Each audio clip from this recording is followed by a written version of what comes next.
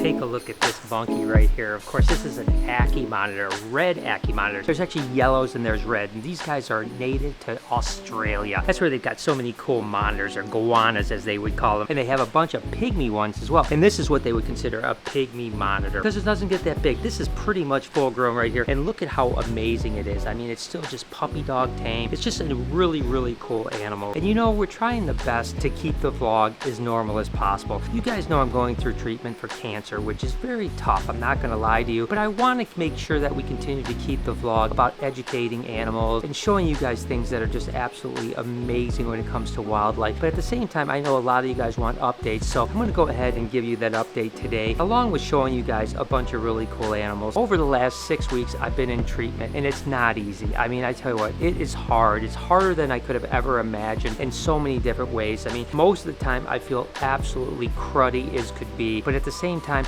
I'm doing my best to be here at work, and these animals are helping a lot. Al Machino, what an absolutely incredible Machino reticulated python. I think one of the prettier retics I've ever seen, especially that head pattern, right? And I had mentioned that I've been on treatment for about the last 6 weeks, and what it is actually a really tough regimen. It's called FOLFIRINOX. Basically, they call it Full Fury, and it's really like the most intense chemotherapy that you can get, the #1 most intense you can get. And the reason they do that is, of course, because of the type of cancer I have, pancreatic, you need to really be aggressive with it because you have to try to knock it down as quick as you can. The downside is it's rough. I mean, it is unbelievable, the side effects, and I never imagined this to be as tough as it is. Not only is it tough from a standpoint of feeling terrible almost all the time and having such little energy compared to usual, and you guys know that I'm an energy guy. I always have tons of energy, but the fact is that, you know, you just don't have that energy anymore. So mentally that messes with you too, right? Because you're feeling sick almost all the time, but on top of feeling sick, you don't have the energy to do what you want to do, which kind of mentally wears you out. This 6 weeks has been unbelievably difficult, and unfortunately, this is going to be going on for a long time. Of course, Peppa,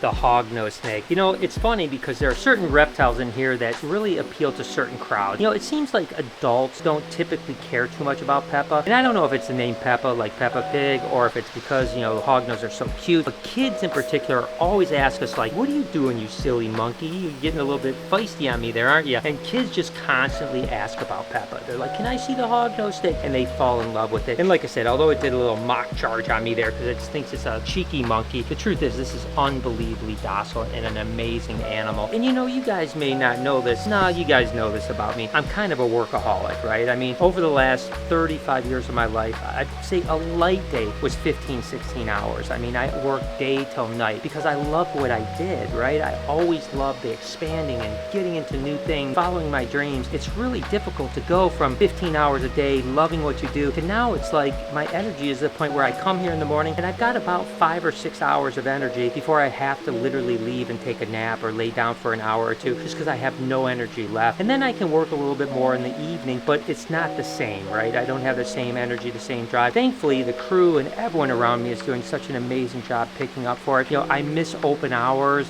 I miss doing tours and events. I miss so much of the things that I used to do, but you know, this is just the new reality, and I have to go through this to hopefully get to the other side. Look at my girl Freya here. I mean, she is still a little bit cheeky. There's no doubt about that. And I always talk about that, right? Like, Salt was never like this. She was always mellow. This is more like how Pepper is. You can take an animal and you can tame it out and you can get it docile, but it really depends on the building blocks of that. So when you get an animal that's a little bit more crazy, got its mouth open and stuff like this animal is probably never going to be Salt. Now, are we going to be able to get it to the point where you can handle it and it's not going to be a problem? Of course, but it unfortunately is probably never going to have that disposition that Salt has, just because that's the difference between a really great animal and an animal that is just okay. I always say we can take a good animal and turn it great. We can't take a real defensive animal and make it great. We can make it good, but we can't make it great. So hey, I still love Freya and she's absolutely amazing. And you know, the fact is that I still want to continue to try to inspire you guys. I mean, you know, I've been going through this now for a few months and in treatment for 6 weeks. I've been to work every single day. You know, I haven't missed one day other than the days I get the infusion, and of course that's because I'm in the hospital all day getting chemotherapy. But other than that, I've been here. You know, sometimes I'm not here as long as I'd like, but I'm at least here, and I want to inspire you guys to continue to follow your dreams. And whether your dreams are whatever it might be, you know, for me, of course, it's educating you guys about animals and getting you guys inspired, but also show you that, like,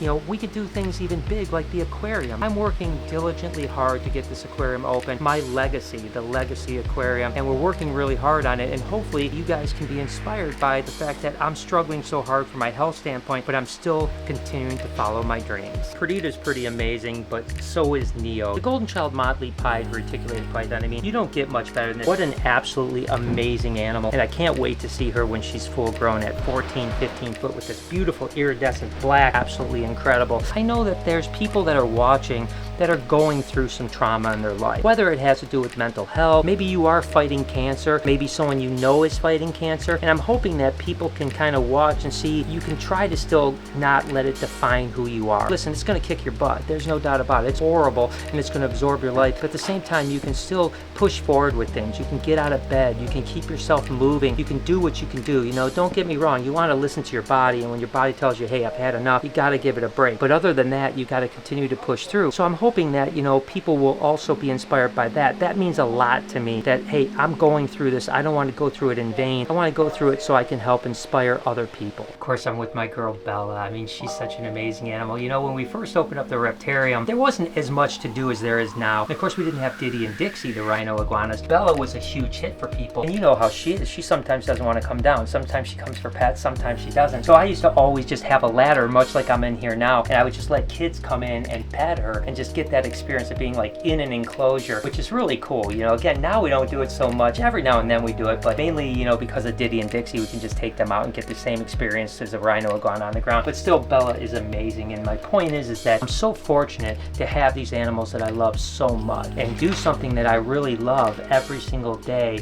And it does take at least a little bit off my mind when it's like really stressful, and you know, sometimes you get really absorbed with like the pain or how you're feeling and so like that. And then you come in here and you see these beautiful animals, and it just takes a little bit of that off, you know. So I encourage anybody that's going through whatever you're going through to find something you really love and attach yourself to that as much as you possibly can, because it will help you through the toughest times. So where are we at right now? You know, honestly, it's not the greatest of news, to be honest with you. Is there's something that's called blood markers for tumors, right? In my case, with this, what I have, CA19-9 and CEA are the two markers that they follow, and they want those markers to not go up. You know, they want to really go down, because that means that the cancer is being killed off by the chemotherapy, right? Well, unfortunately, yesterday I had my blood work done. It had been about 3 weeks, and unfortunately both my CA19-9 and the CAE jumped quite a bit and went up, which is terrible. The other thing is this Fulfurinex that I was on, I was having some really bad side effects during infusions. Anyone that follows me on Twitter knows I've been talking about it, where literally like I couldn't swallow, I couldn't talk, my hands wouldn't work. This time I had like a black spot in my eye where I couldn't see. If I was looking straight forward, I couldn't see. And those side effects were lasting several days. And so the doctor basically yesterday, after seeing my results for my test, as well as seeing the side effects that were getting so severe with this Fulfurinex treatment, decided he was going to switch my treatment to a completely new regimen of chemotherapy. Now, the only good thing about the Fulfurinex was it was every 14 days. So I only needed to get infused every 14 days. And basically the first week was horrible. The second week was a little bit better, and I felt a little bit better. Not great, but a little bit better. Well, unfortunately, with this new regimen, I have to go every single week for chemotherapy. So I don't have that 14-day break. I only have a 7-day break, and I don't know what's going to happen. If I get the chemotherapy, how many days am I going to feel bad? How many days am I going to be feeling a little bit better? We're not sure. What are the side effects? You know, one of the things I was very happy about with the Fulfurinex was that you could see I didn't lose my hair, you know. That was a good thing. It was about a 50-50 shot. I ended up being on the good side of the 50-50. Now with this new regimen,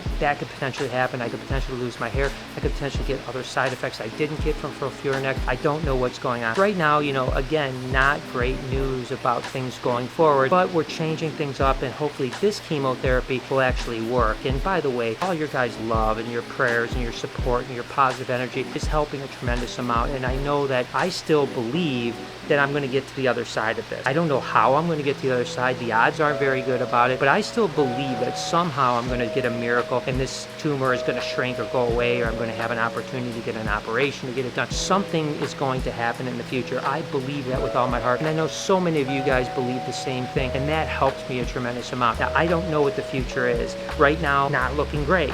But, you know, I'm going to continue to try to be positive and pray and hope and just believe in God that this is going to eventually work its way out. You know, in my heart of hearts, I can't imagine that this is going to take me out. I think that, like I had mentioned, something has to go right. You know, right now, I'm not gonna lie, every single time I've went to the doctor in the last 3 months, there's been bad news. There's not one time there's been good news. But at the same time, that good news has to be coming, whether it's a month from now, 6 months from now, a year from now, whatever it is. But you know, now and then, you're gonna go down that dark path. You know, you're gonna have a day where you're mentally soft, or you know, you just got news that you didn't like yesterday, and you start thinking like, is there a chance that I won't be here a year from now, or a year and a half from now, or 8 months from now? You know, you don't know, or what's going to happen. You know, I'm doing everything I possibly can to give myself the best chances I can. But the truth is that, you know, there are days that I do think about it and think, what if it doesn't work?